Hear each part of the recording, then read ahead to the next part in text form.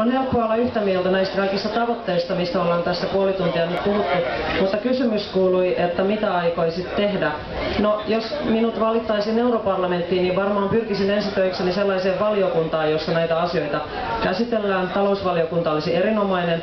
Sen lisäksi yrittäisin verkostoitua sosiaalisesti tehokkaasti asioista vastaavan komissaarin kanssa tai hänen esikuntansa kanssa ja lobbaamaan näitä asioita tehokkaasti järkevillä foorumeilla. Eli se on se, mitä MEPpi voisi konkreettisesti näiden hyvien julkilausuttujen tavoitteiden eteen tehdä. Ja totta kai sitten myös kotimaassa pyrkiä vaikuttamaan oman maan kansanedustajille, että kansallisella tasolla Suomi pitäisi kiinni omista kehityssitoumuksistaan. Nythän meidän tahti on ollut hyvin hidas esimerkiksi YK:n suosittaman kehitysavun 0,7% bruttokansantulosta suhteen. Ja samoin myös näyttää siltä, että ollaan lipsumassa tästä EU:n 0,51% vuoteen 2010 mennessä. Eli tällaisia konkreettisia asioita itse tekisin.